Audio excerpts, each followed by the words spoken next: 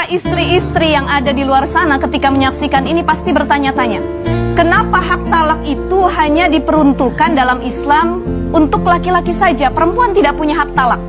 Pertama, karena laki-laki itu qawam dalam pemimpin keluarga, dia memimpin keluarga, qawam. Ar-rijalu qawwamuna 'alan nisa. Laki-laki, suami, pemimpin buat istrinya. Jadi dalam rumah tangga harus ada yang memimpin dan harus ada yang dipimpin.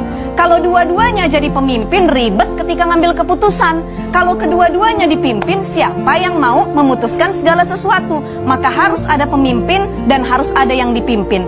Yang kedua, laki-laki ini tanggung jawabnya lebih besar daripada perempuan.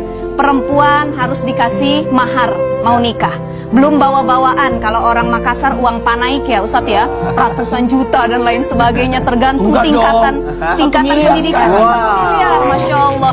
Itu kan beban dari seorang laki-laki. Mahar, nafkah, belum nafkah buat anak.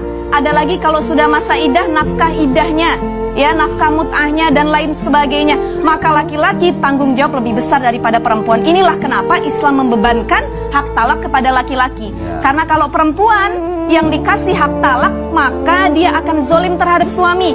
Udah dikasih mahar 1 miliar, ih aku nggak suka sama kamu, aku minta cerai aja, langsung diceraikan. Padahal suaminya sudah mengeluarkan uang begitu banyak. Ini kan terjadi kezoliman terhadap laki-laki.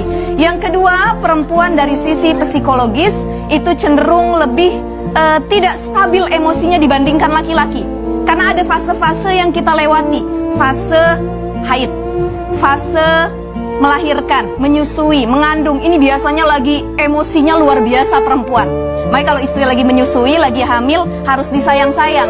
Kalau enggak emosinya itu cepat naik. Kamu nggak ngebantuin aku ya, kamu kerjaannya di luar mulu dan lain sebagainya. Nah, emosinya tidak stabil.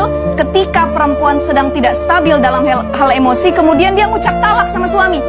Andai kata dia punya hak talak, aku ceraikan kamu karena lagi haid. Ya, ditanya suami, dia nggak jawab apapun. Nah, maka di sini Islam tidak membebankan hak talak kepada perempuan. Tetapi kalau kita lihat kasus yang beredar, ada KDRT, kekerasan dalam rumah tangga, kemudian suami yang zolim kepada istrinya, suami yang nusyus kepada pasangannya. Ternyata Islam tidak serta-merta melonggarkan bahwa perempuan itu tidak punya hak sama sekali.